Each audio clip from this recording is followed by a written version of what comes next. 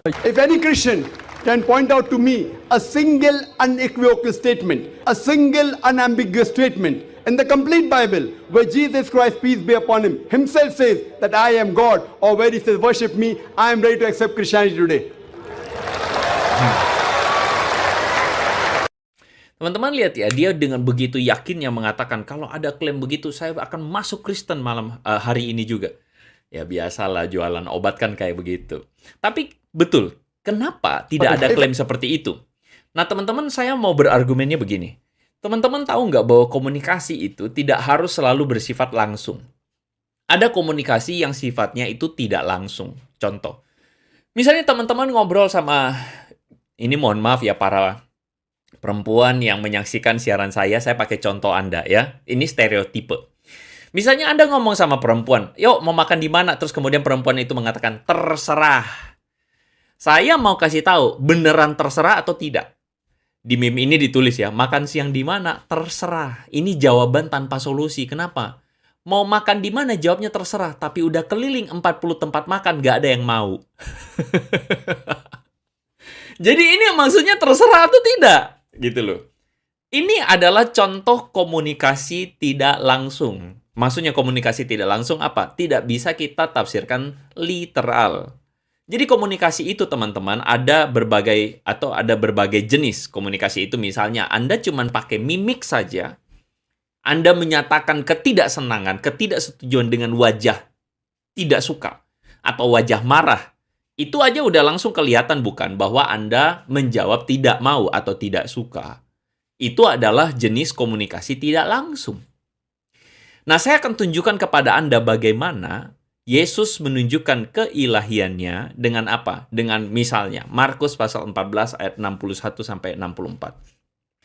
Apakah engkau Mesias, anak dari yang terpuji? Ini adalah perkataan dari siapa? Perkataan dari imam besar atau perkataan dari kelompok Sanhedrin waktu Yesus sedang ditangkap. Jawab Yesus, akulah dia. Apakah engkau Mesias, anak Allah yang terpuji? Jawab Yesus, akulah dia. Dan kamu yang akan melihat anak manusia duduk di sebelah kanan yang maha kuasa dan datang di tengah-tengah awan-awan di langit. Perhatikan ini. Maka imam besar itu mengoyakkan pakaiannya dan berkata, untuk apa kita perlu saksi lagi?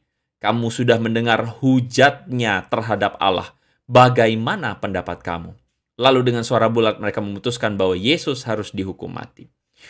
Oke, teman-teman yang waras, teman-teman yang akal nalarnya jalan, pertanyaan saya adalah, kenapa imam besar ngamuk? Kenapa imam besar ngamuk? Itu pertanyaan saya. Teman-teman kita yang akalnya jalan, kita tahu bahwa imam besar ngamuk karena apa? Kalau Yesus itu menyebut dirinya manusia biasa, kenapa imam besar ngamuk? Dan kenapa harus sampai dijatuhi hukuman mati? Anda bisa baca sendiri tadi di dalam bagian ayat firman Tuhan tadi, bahwa kenapa imam besar itu mengatakan bahwa Yesus menghujat Allah? Kenapa, saya tanya? Karena jawabannya satu, Yesus itu menyamakan dirinya dengan Allah. Yesus menyamakan dirinya dengan Tuhan. Itu komunikasi tidak langsung. Misalnya dalam Yohanes pasal 10 ayat 31 sampai 33. Sekali lagi orang-orang Yahudi mengambil batu untuk melempari Yesus. Perhatikan ini.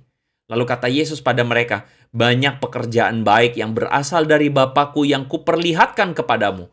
Pekerjaan mana di antaranya yang menyebabkan kamu mau melempari aku? Jawab orang-orang Yahudi itu, bukan karena suatu pekerjaan baik maka kami mau melempari engkau, melainkan karena engkau menghujat Allah dan karena engkau sekalipun hanya seorang manusia saja menyamakan dirimu dengan Allah. Anda puas tidak lihatnya? Perhatikan baik-baik bahwa orang Yahudi, imam besar, mereka mau menghukum Yesus, melempar Yesus. Kenapa? Karena jelas dengan perkataan atau respon Yesus, Yesus sedang menyamakan dirinya dengan Allah. Jadi kalau misalnya Zakir naik, Anda mengatakan tidak ada ayat yang Yesus mengatakan bahwa Yesus mengaku diri sebagai Tuhan, Anda salah besar, bro. Logika pembuktianmu itu membagongkan orang.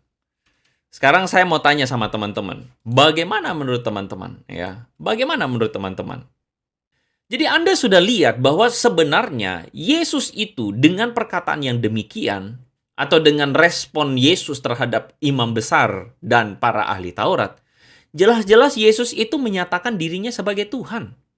Jadi kalau misalnya Zakir Naik itu mengatakan bahwa tidak ada ayat yang di mana Yesus mengaku diri sebagai Tuhan, itu salah besar.